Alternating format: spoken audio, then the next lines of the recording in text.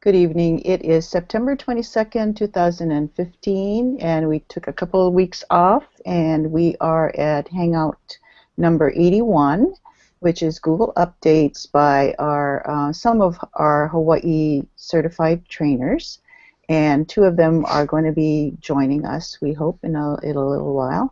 But we have two here, myself and Michael Fricano, and we also have to my left, Holly, could you introduce yourself, please?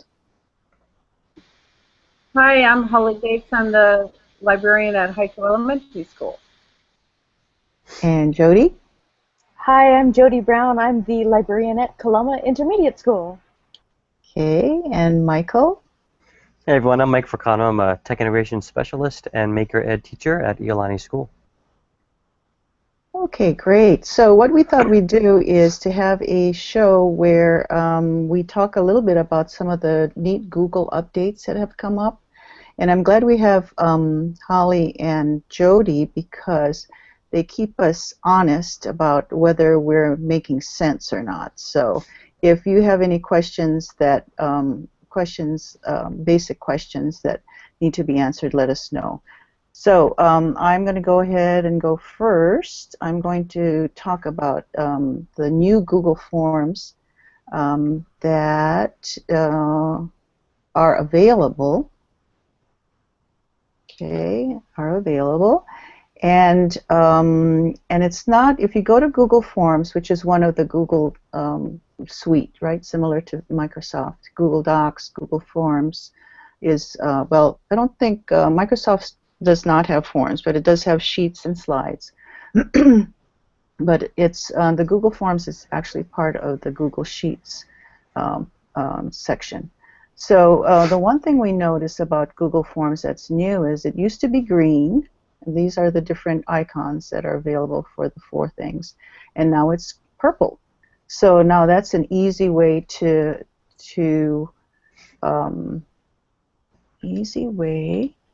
know where you're going. Yeah, I'm glad they finally changed that color. Yeah, I tried to. It was always. Go ahead. Oh, sorry. I was going to say it was always difficult to distinguish between forms and sheets. Right. They were the same color, and the icons were very similar. Right, and they belong together, but it's good that it is purple. So I'm going to go click on that, and this is the new look for forms. It's similar to the Google Classroom with the band at the top, and I'm going to add a create a new form, and this is the old version here. This is what it used to look like, and this is the editing version here. And for the for what you can do is actually title the form. You can edit questions. You can change the theme. You can view responses. And what happens there is, with the old form, is it creates a spreadsheet to which all of the responses can go. You can view the live form, and the live form is what you would send to people. But you can actually edit. This is the old way to edit. And there are different kinds of multiple choice questions you can create, text, paragraph text, check boxes, choose from a list, scale, grid, date, and time. Now keep this in mind, because with the new Google Forms, date and time are not yet available. And this is the definition of Google, yet, always in beta. So just don't say, oh, they don't have this, I don't want to even try it anymore. You know, try it. Chances are date and time will be added soon. And this is still the old form. So you can use, go ahead and edit it with this pencil. You can make a duplicate of a question, or if you don't like the question as you're editing, you can delete it. This particular one shows a multiple choice, so here are the different options I can type in as I go along in the old form. And there, you can make it a required question. Okay, so there is now an option. Okay, where did it go? I have to go back to the forms because I want to try the new. Oh, did it go away? Try the new form. Try open up that first form there again. This one? That untitled one, yeah. Okay. There it goes. Try the new There it Google is. form. Okay. Try the new Google Forms. Did it go away, or was I just not seeing it? No, it did. It disappeared after a while. Okay. Okay. Hey, Marybeth. Hi, Okay. everyone. Oh, hi there. Hey. Couldn't see you because I'm screen sharing. Okay. Welcome. Oh, I see the baby, but in Oh, that's my my other baby. oh, your other baby. And I see Shane has arrived as well. Nice. Welcome, both of you. And we have a couple of viewers. Yay. Okay, so I was showing the old form, and now we're going to try the new form, the new Google Forms. And everything, almost everything is there, actually, but in different places. And there's some cool new things, like, for instance, there's a color palette, which is much more, there's many more colors that you can do, and you can add lots of different themes now. They only had a few before, but you can do a wedding theme, of which there are several. There are travel, lots of different themes that were not there. These are more likely to be in the Hangout, and now they're here in Forms, which is kind of neat. And you can still upload a photo, and you can go to your albums and add as well. So that's kind of cool. You can preview what your form is going to look like, and there it is, an untitled form at any time if you want to preview. And then what you want to look for are the settings, which is the gear at the top. And these are the different things that you can do to a form. You can have the person submit only one response, in which case they'd have to log in. You can have your confirmation page can be anything you want. You can add it there. You can you can show respondents a link to submit another response, edit the response, or see summary of responses. So I'm going to just cancel for now. And here up at with the three dots, there's more as well. You can make a copy, you can get a pre-filled link, you can print. And one of the neat things about Google Forms is you can add, just like the other Google products, you can add collaborators and actually work on a form together. There's the Help Center, and there's What's New. Okay, so same thing as before with the multiple choice, or if you want to change to a different kind of questions, you can.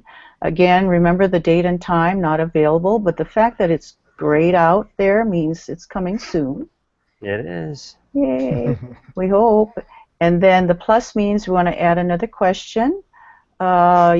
T is to add a title and a description. That's usually at the top or at the beginning of a section.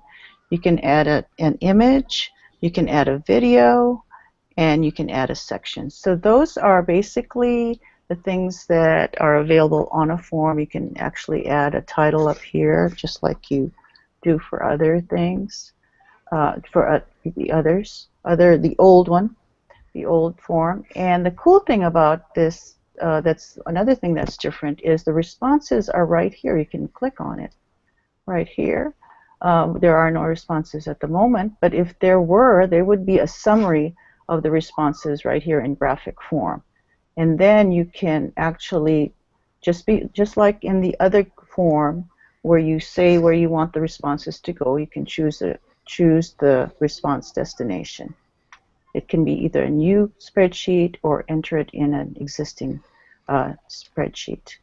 And then here you can look at the responses. There aren't any responses, so it's not going to show up. But if I were to click that after I had a response, it would bring up the spreadsheet. Any questions on that? It's pretty cool. You can do Google Forms for a lot of things. Yeah, it's a huge change. I mean, it's vastly different from the old version. You think so? One thing, it's cleaner, it's neater, Yeah. it's Visually, I guess for sure.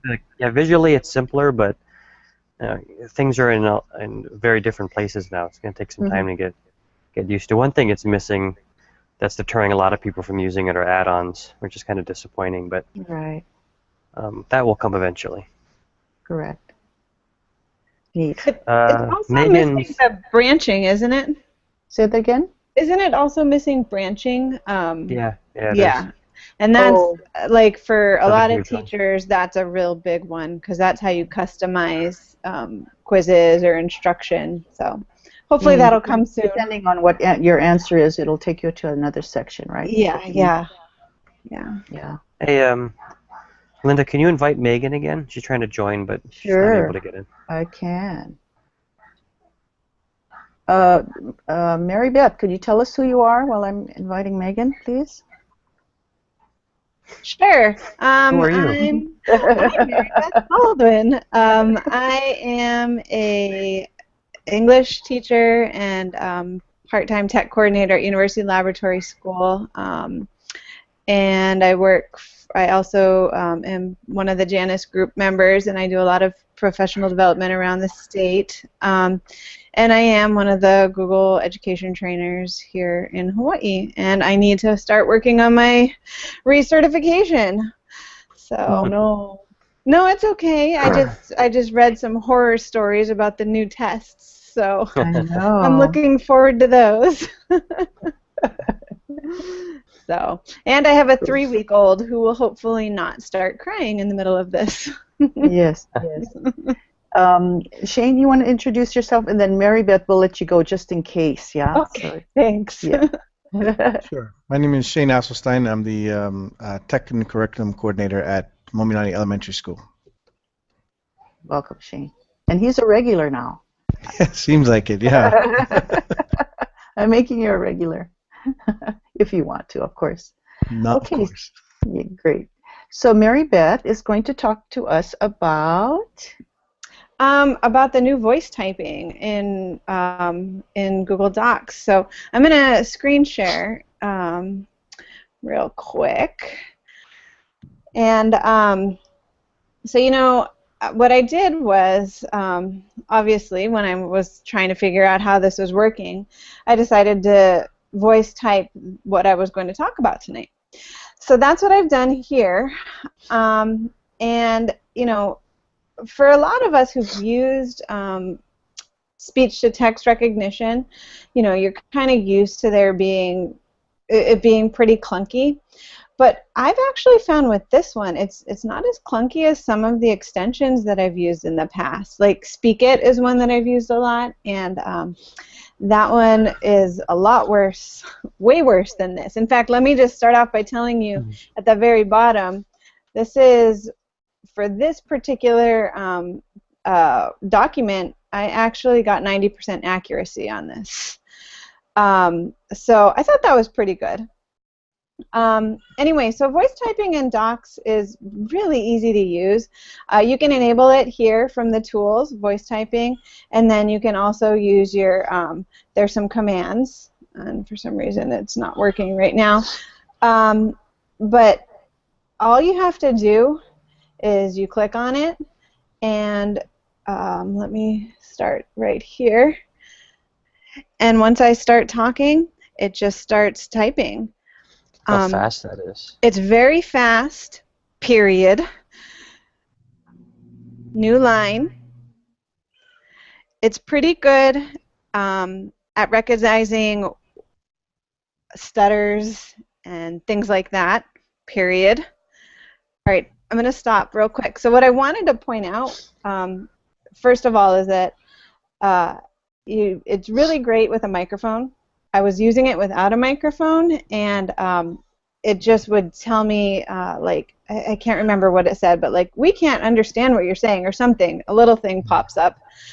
That was happening, I think, because there was some background noise happening in my house. But one of the Is it a baby crying? No, it wasn't a baby crying. The roofers were here. Did There's it a lot spell, going wah, on. wah? Not quite, Mike.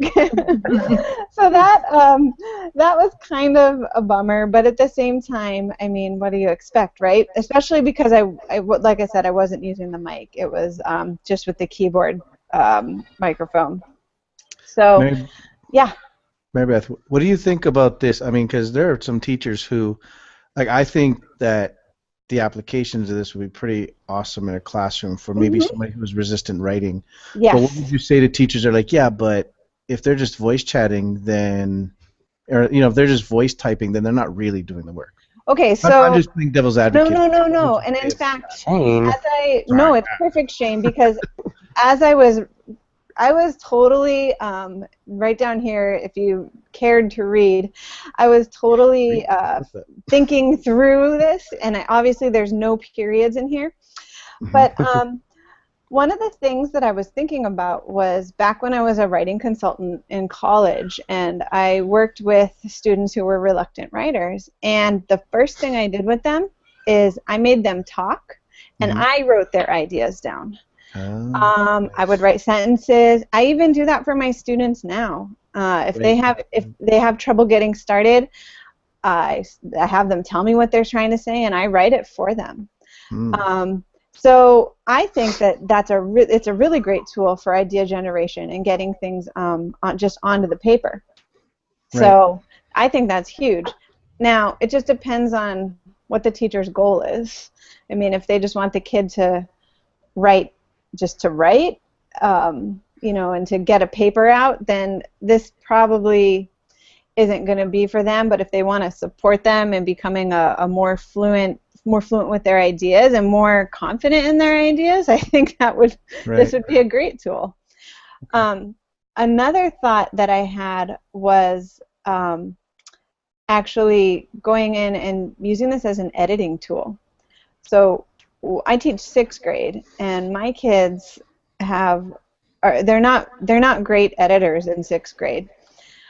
What I could do with this is have them, you know, talk out whatever they want to write about, and then go back in and learn how to edit their writing. So if you look at some of these issues, like there's a lot of miscapitalized letters. There's a lot of run-on sentences, which is something huge to focus on in 6th grade. And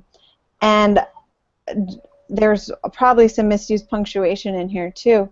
And I thought, you know, that would be a really great exercise for the kids to really go in and do the editing. So, you know, while I bet most people really think about this in terms of students with IEPs and accessibility issues, I'm thinking about it more in terms of the general population of our students and what a great tool this would be for them.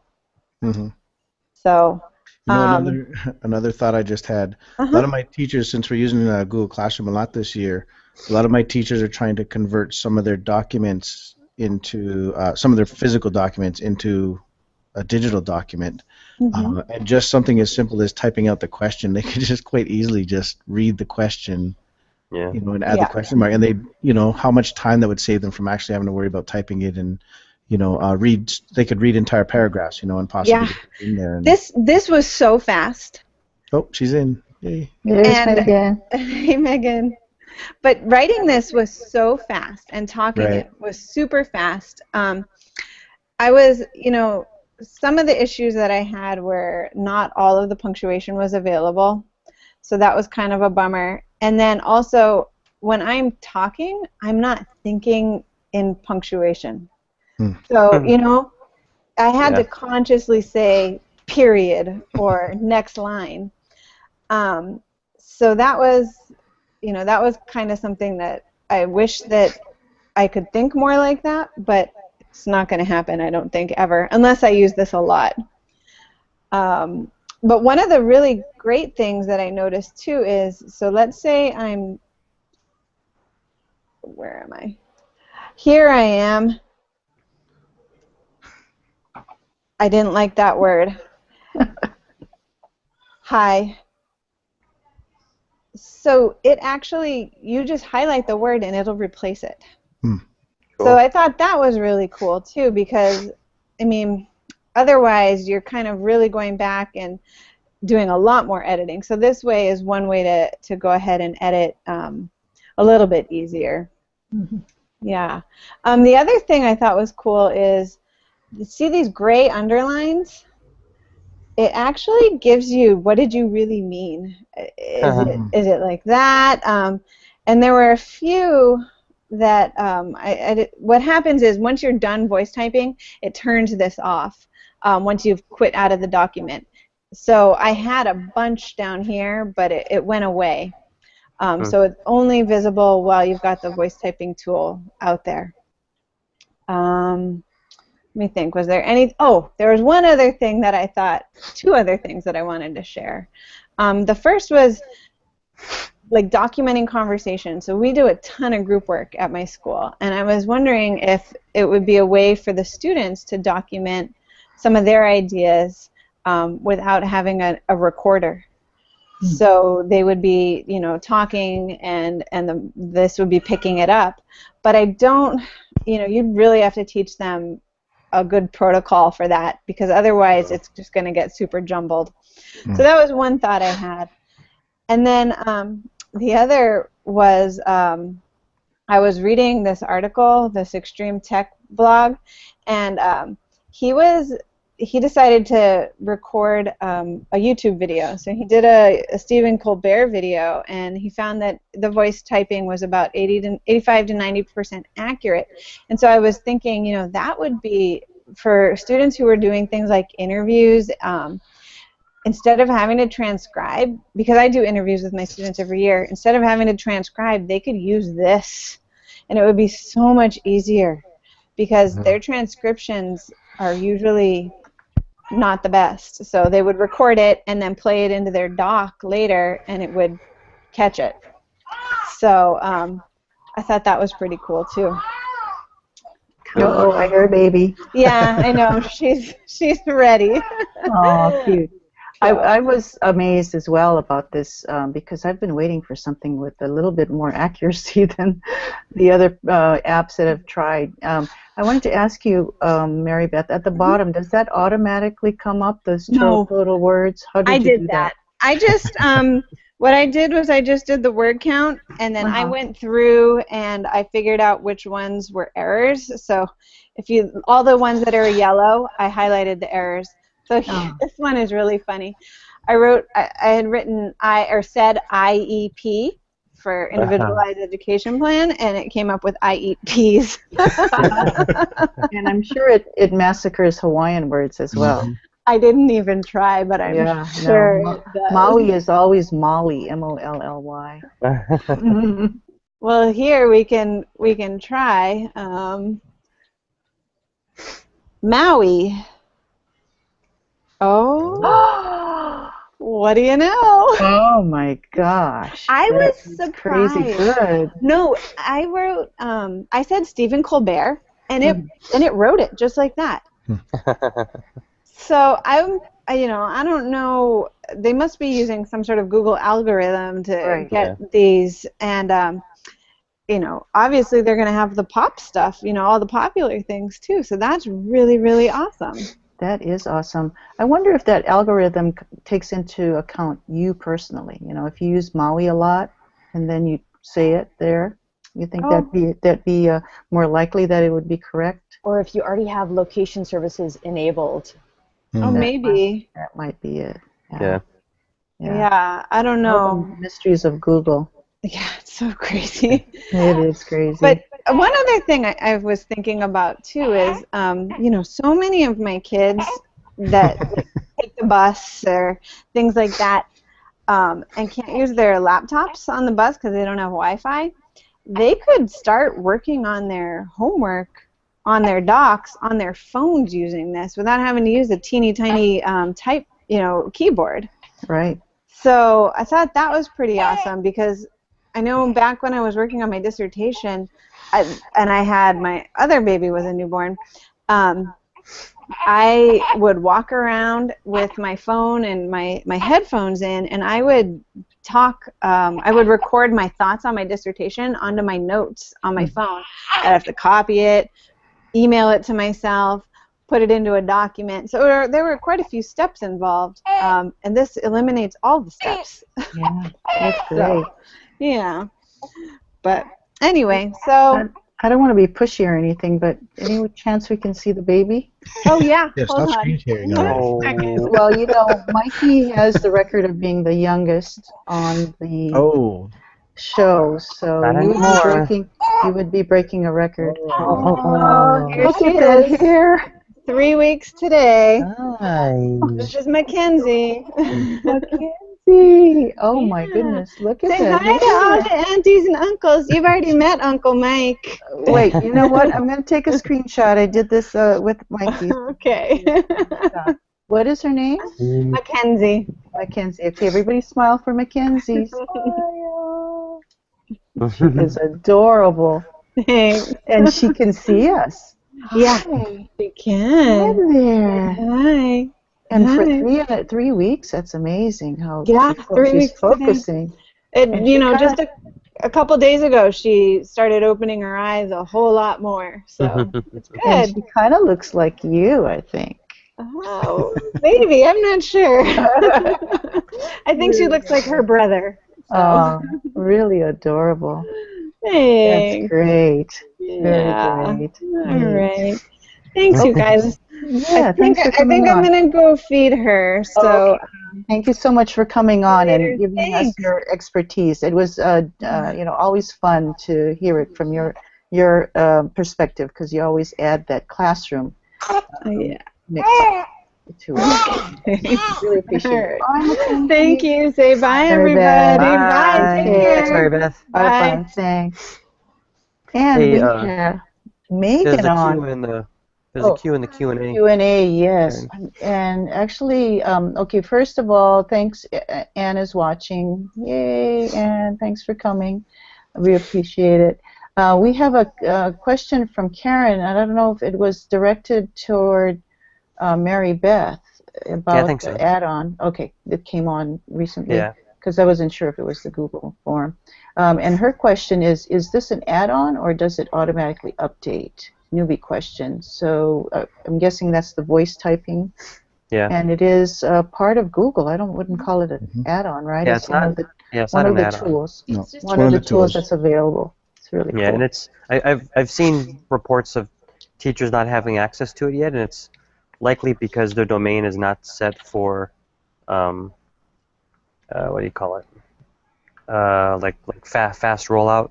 Fast rollout, yeah. There's a term for it. I can't remember right now, but yeah, Is if that your domain's not set for that, then you likely haven't received it yet because it hasn't rolled out to your school yet. So how do you get a fast rollout? Your Google Apps administrator has to check that box in the admin console. Okay, so that should be an easy fix. Great. And we go. Oh, sorry. I was just saying Yeah, it should be available in the tools menu if you have access to it. Right. It's the neatest thing. Yeah.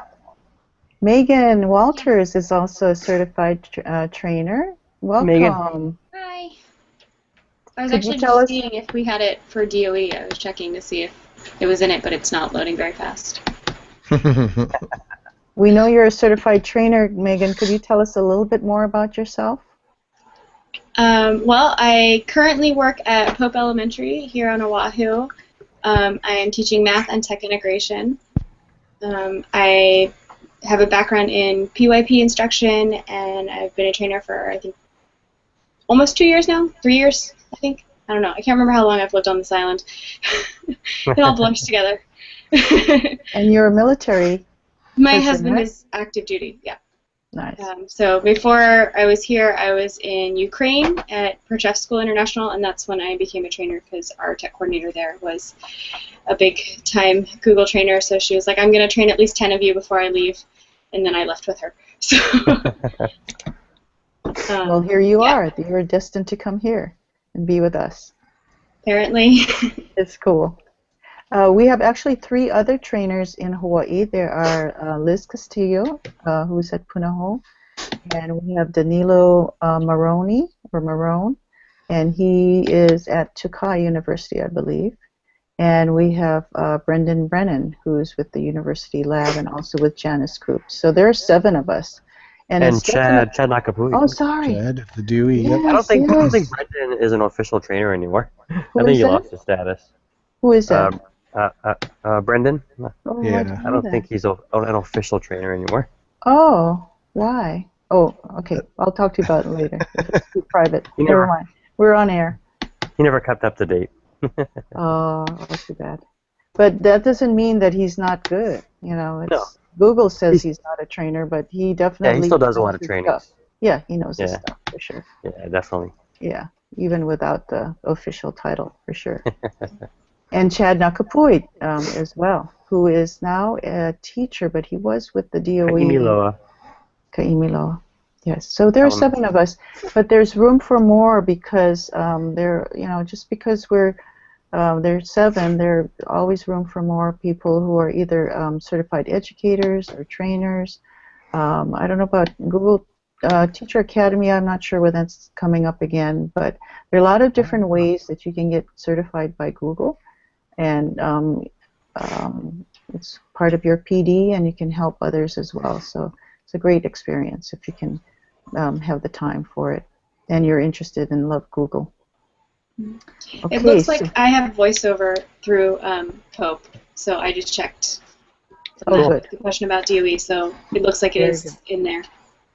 Yeah, it's called rapid release. Shane reminded me. Look, if your school's domain has rapid release turned on, then you get any new features instantly, or pretty much within the day if it's released. Otherwise, it rolls out over a certain number of weeks. Yeah. Well, Karen in the Q&A, Karen Cobell from the Big Island, she was on with Voxer. That was a great show, by the way, Karen. And she got me on Voxer a little bit. Got my little toe wet. But she says that she has voice typing in her tool list. Yay! She's going to try it out with her students. So she's excited about that. The voice typing, yes, is what she was talking about, and she'll open her drive. Okay, so I went backwards. She found it, so hooray. Great. That's fantastic. Okay, so Meghan or Michael can go and present. Who wants to present next? That's what I'm trying to say very badly. You want to go next, Meghan? Sure. Okay. So I'll go next. That's fine. So here I'll. Hold on. What are you going to talk about? I am going to talk about events in Gmail. So that is a feature that was expected to be rolled out in late September. It looks like for sure it is working on private accounts. I did not see if it was working with education accounts yet, but I will screen share with you some notes that I have.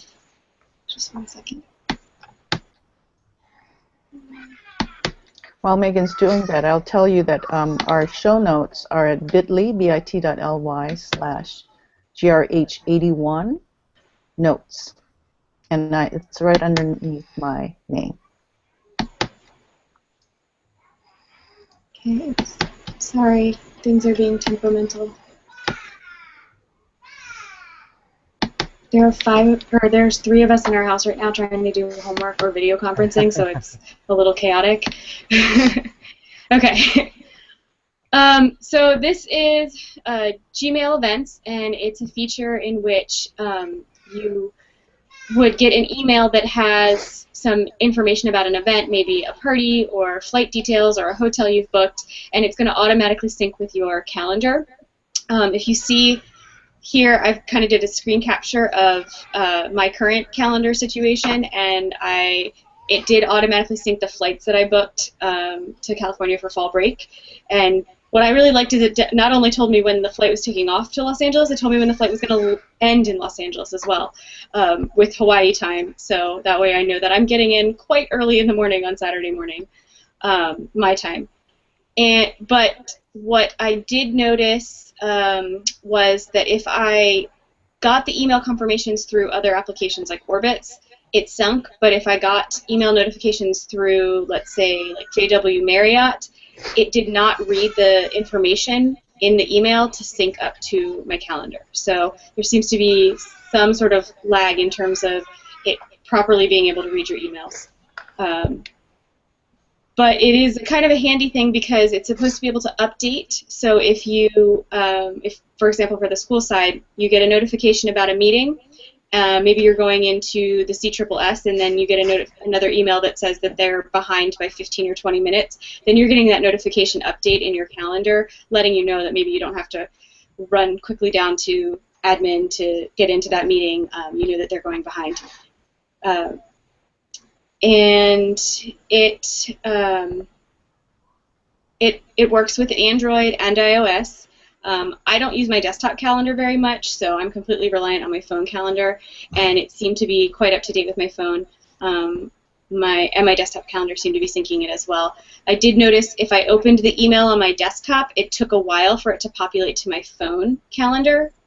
I don't know, again, if that's just sort of a delay in how it's kind of working, and I know that it did only officially roll out in the last couple of weeks, so there may still be some glitches that are coming along with that. But it's a pretty straightforward new feature in which your email and your calendar are now best friends, and you don't have to do really anything for that to happen. One other thing I noticed was it's not set up to give you like calendar alerts. So when you do get the calendar alerts on your phone, you may have actually set that up in your calendar appointment. You have to go into the event. So if I wanted the flight to Los Angeles to show up as an alert on my phone, I would have to go to that event that's already been made and then set it to have an alert. So that's pretty much it. It's just a quick little thing. Questions? So it does the flight, but does it say, for instance, say the flight number in the calendar or no? So it does. It's supposed to. Let me double check that it showed up, because when I looked the other day, it was different than it was today, actually. Welcome to Google. Yep, exactly. Different today than So yesterday. it does not have the flight number listed, but it does have it a link to the actual so it links back to the actual email where it is, and it has like a URL address for to go back to the email, and then it has it whether you can accept or decline the event. So I mean, obviously I'm going to accept my flight to Los Angeles, but it's not populating that it's a different, that you would have maybe created the event. It's treating it like you've been invited to that flight or that event. And it looks like it does read it based on the inbox. So since I have multiple Gmail accounts on my phone, it's going to sort it based on that. So if I get an event for school and an event for personal, they should both show up separately. It's like the different colors. So like on mine here, you can see like Module 3, that's obviously school stuff, and then that's obviously personal. But so that might have said like, to take the Module 3 assessment, I may have made that an appointment, and that would be one color because it's in the one email account, and then this one would be the other email account. Did you say that this is not completely out yet, Megan? No, so everything that it says that it's supposed to be released late September. It doesn't say that it's officially released, but it is showing that it is released. But I think there's still some glitches to its complete rollout. So, I mean, as I said, like it looked different a few days ago when I researched it to where it looks now on my phone. So it seems to still be sort of catching itself up, if that makes sense. So you have like the beta version. I'm just curious how you got it earlier than everybody else. I don't know. That is a very good question.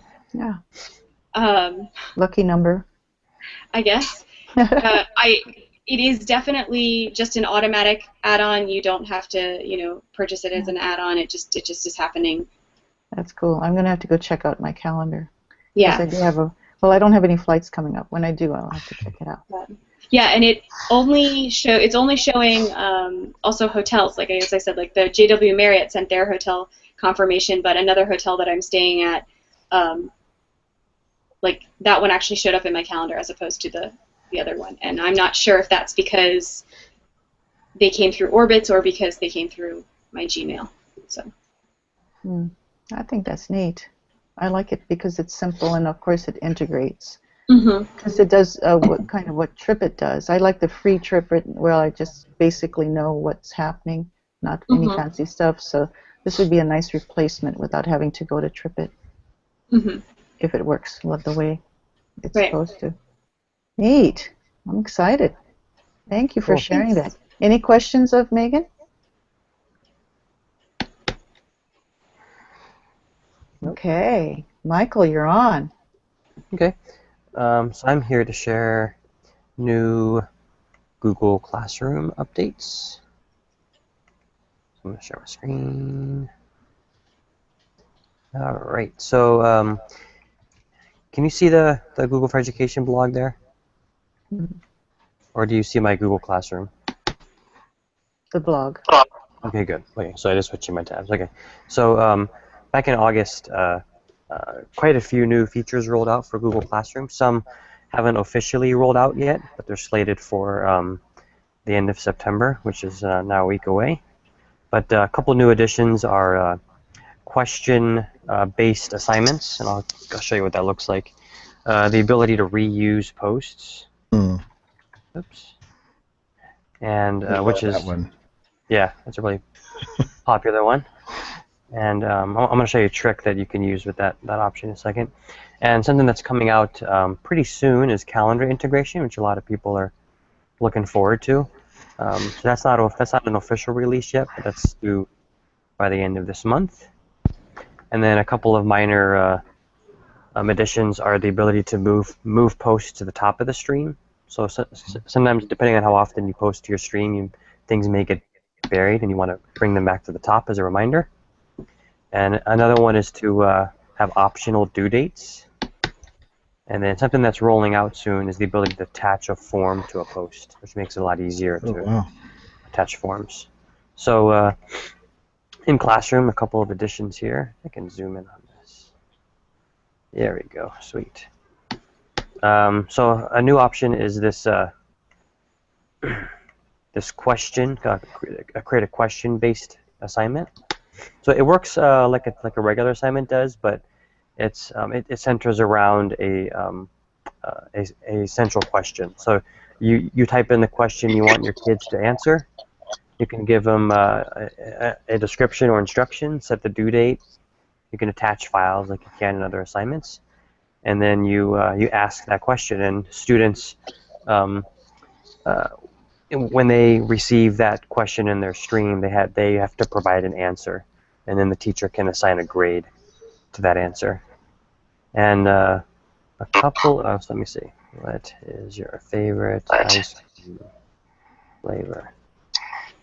And here's a new feature where you can turn off the due date. And if I ask this, it's gonna give me some options. So I can allow my students to see and reply to each other's answers.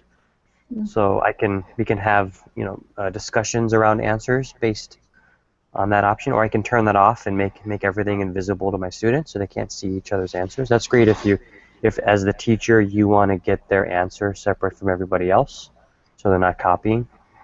So you can turn that feature off, and then you can also give them the option to edit their answers. So they can submit an answer, and if I turn this off, they can go. I mean, if I turn this on, they can go back and make changes to that answer if they choose to. Okay, but the default is like this. So top is on, bottom is off. That would be great for discussions. Yeah, so it's a great way for those to have those class discussions. I've seen some teachers use it as like an exit pass, kind of a thing. And because it's assignment based, as the teacher you can assign grades to those answers. So that's one of the new features. And the other one was the ability to reuse posts. This is a huge one that's teachers have been waiting a whole year for. So if you, so for those teachers who have been using it since last year, they have a whole classroom from last year that's full of announcements and assignments. And it would be really nice if we could reuse those assignments rather than having to create them all over again from scratch. So the reuse post allows you to do that. So as a teacher, I can go back to a previous class. Oops. Come on, this is too big. I can't see the whole. There we go. Go back to a previous class and select it, and then it'll show me all of the assignments and questions that I've asked, and announcements as well. So pretty much anything I posted in the class, I can reuse. So this is everything from previous. So I can pick an assignment from last year. Oops, reuse it, and I can choose to have it create new copies of any of the attachments that were attached to that previous post, and it basically just copies everything over for me. And so I can make adjustments to it if I want to, and give each kid a copy. I can adjust the due date or turn the due date off, and then I can quickly assign that. So it's a great way for teachers. for the most part, it's a great time saver, right? Yeah. So instead of having to create everything all over again, you just reuse. We've one of my 5th grade teachers has used that. I've been working with her to do the writing process through Yeah. Google Classroom, so the outline process, all that kind of stuff. So she was really dreading the fact of having to retype these every time she did a new writing assignment. Yeah. This came along, and it was like, oh, now I don't have to. I just have to set up the steps and then reassign it every time. I can reuse it basically. So it was great. Yeah, it makes it really easy. So one, the reuse post comes in really handy, but one way, one great use of it that I found out when I was talking to a colleague of mine was to use it in the instance where you forget to choose that make a copy for each student option. So if you're not aware, if you don't choose this option when you set up the assignment, if you go back and edit it, you lose it, right? So if I wanted to set up this assignment and give my kids a document, and in my haste to get it posted, I forget to choose that option, and I assign it, it's going to get posted, but now I realize that I didn't choose that make a copy option, right? And if I try to go back and edit it, that option no longer exists.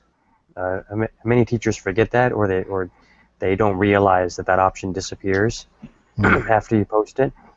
So a quick way to fix that is to, rather than deleting it and then creating it all over again, maybe you had a long list of instructions, or you had other attachments to it.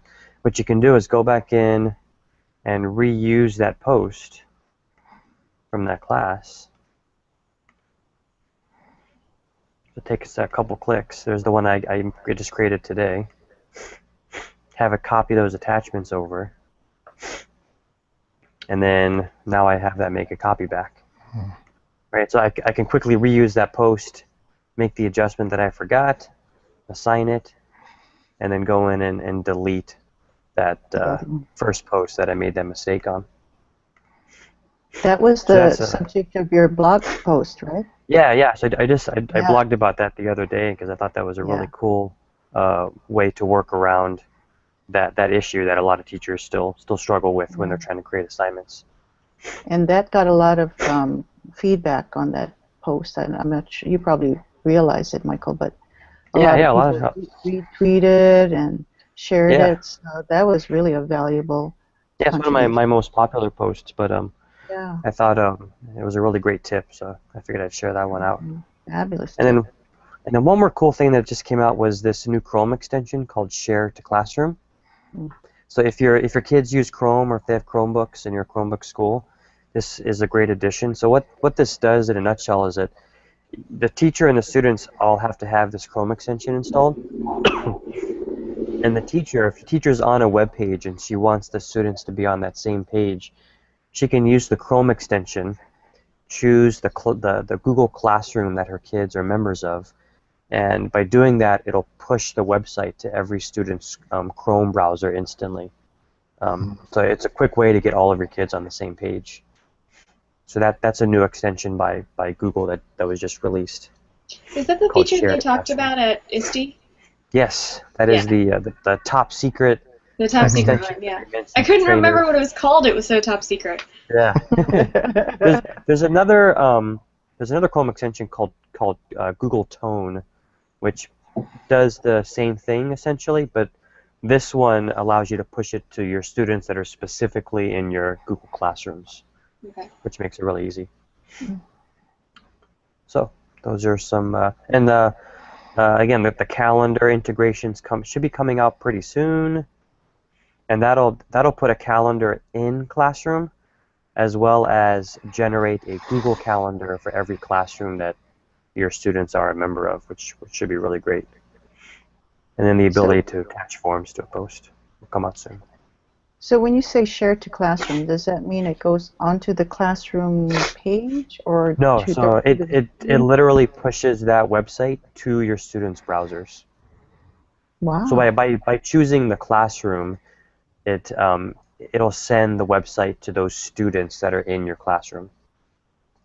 And it'll load that website on their live, you Chrome mean? browser. Live. Live, yeah, live. Oh, okay. I was Yeah. thinking about. Okay, that makes sense. Yeah. And then you said that the post could be moved up. Is that a simple click and drag, or how would Yeah, that so work? if I go down to my stream and there's a post here that I want to bring back to the top, there's a simple option there to move. You think to move to top, and that basically just moves it straight back to the top of the stream. Like pinning it. Not like pinning it, because if I create a new post, then it will get pushed down and the new post will fall on top. But it's just a quick way to bring something back up if you want your students to be able to see that and access it easily. Now you can't. This is only available in the stream. You can't do that. You can't do this in the About section right now. Wow, I learned a lot tonight. Any questions about Classroom? Lots of cool things in the classroom. Yeah. I'm actually experimenting with Classroom with one of our teachers, our history teacher. We're doing a library quest project. And we're learning as we go along. There's just nothing like getting in there and doing it, you know. and I'm trying again to see how it works. So it is really a time saver, I think. Yeah, definitely. And I think more of our teachers will hop on board with it. How about Shane and Holly and Jody? Do you have any thoughts about Google or any other things that you might have discovered? I can tell you I'm going to try all this stuff immediately. Oh, nice. I just loved your face, Jody, when Marybeth was talking about the voice typing. That's so cool. Oh. I love that reaction. Yeah, that's what keeps us going with Google. It always is a surprise in a good way, and always in beta, which is how we all should be, I think. But it makes us feel uncomfortable sometimes. It makes certain people feel uncomfortable, or all of us at one point or another, but definitely fun, never boring. Yeah. Okay. No, we're kind of pushing out a lot of, I'm pushing my teachers pretty hard at integrating a lot of this stuff. So a lot of stuff Mike's been talking about was stuff we've been able to see and go over. Our kindergartners are just now finally got them to switch over from our old Apple server blogs and wikis to now they're going to use Google Classroom as a primary method to teach to communicate with parents. So they're going to put up their bulletins and homework assignments, pictures, things like that. So that's huge. That's kind of exciting, yeah. So neat. So that means we'll actually be using Classroom from K to 6 now. Wow. So how are you having the parents access Classroom through their kids' Google account? Yeah, we have every student at our school has a Google account, so the parents have been informed what their credentials are and all that kind of stuff. So yes, somewhere around second grade they kind of switch over to the students, the one that's logging in versus the parents. Yeah. So a lot of people still ask for like a parent portal, like a parent access to Classroom, but I don't know if that's ever going to come out. But I just tell them, I mean, your parents should have access to your kid's Google account anyways. Give them a username and password and let them log in to see what they need to see. Yep, for sure. That's a good way to handle it. Yeah. Okay. This was a great show. It's actually the first time we've tried this with the trainers. I have Karen is making a comment. I have forgotten that step 2. Oh, for the copying. Yeah, I think she's talking about the copy. Yes. That is a great tip, Michael, for sure. Yeah. So, I'd like to do more of these, maybe on a not regular basis, but when Google comes out with cool things, like September 2nd was the big day, and tons of things are coming out. I wanted to point out, I guess I can screen share it. I wanted to point out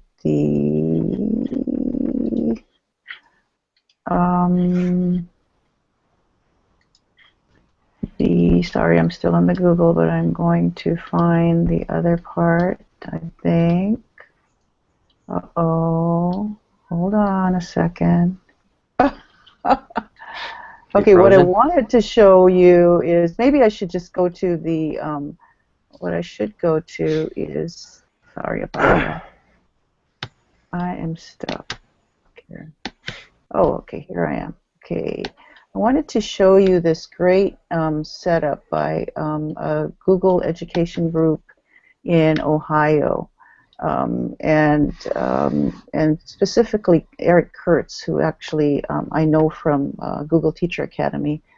He was a dynamo then, and now I know he's continuing on to be a dynamo. He does a lot of things, but one of the things Eric does is he is in charge of the GEG, Google Education Group in Ohio, and when they do a hangout like we did, they actually have a monthly meeting to talk about Google, and they have an agenda. They have different links that you can link to. Maybe we can kind of aspire to do more with our show notes, because their notes are really amazing. Updates, upcoming events, and then they have what's new in Google Apps. So to be confessing, I looked at all of these links here and what they had for our show today to get ideas. But you might want to check Eric's Spark group out on a regular basis. And I put that actually on the show notes, the September 2015 Google User Group meeting. And Michael put up a couple of links on there. You are seeing the notes, correct? Mm-hmm. Yep. Okay, and Marybeth put her link about voice typing, and Meghan put her link up there about events from Gmail. So the show notes are always available for these Hangouts, and they're definitely good links to follow up on. So that's what I wanted to do, is share that with you. Anything to add before we say adios? Or aloha? Not adios, it's a different place. We can say adios. Yes, we can say adios. But anything to add? For those in Hawaii, EdCamp registration opens on Friday. Okay. And I have to put in a plug for Maui, having our code.org, November 14th for sure, 8 to 4, and the person in charge of that is Mr. Shane Asselstein, who's the official person who will be teaching us. So we have, it's for Maui. I'm not sure, I'm guessing, maybe it's not the first, but it's the first for us, and we can have about 30 people. Mm-hmm. And it's actually K through 5, but Shane says it's actually K through 8. You can find a lot of value for middle school for sure. Yeah, eighth grade teachers will benefit from it. We'll actually be talking about it. One of the sessions at MISO this Friday is going to be anyone can code. So yes, I'll be doing that. Shane's talking about the Maui Independent Schools Organization, so it's not a DOE thing, but Shane is actually one of the featured speakers for Maui Independent School Organization, which is for the conference, which is held every 2 years, and this year it's going to be at Kamehameha, Maui. Mm-hmm. And that's going to be really interesting and fun. So lots of things going on. Yep. Alrighty, so we shall say aloha for now, and thanks for coming on, Meghan, and thanks to Marybeth, who dropped in with her 3-week-old. Really awesome to have her. Beat Mikey's record of being the youngest on the Hangout. I don't know, we're going to have to do something about that. You have to have a second one, Mike. You have the second one. Yeah. I didn't want to say that out loud, but okay. So we shall say aloha for now. Take care now. Aloha. Aloha.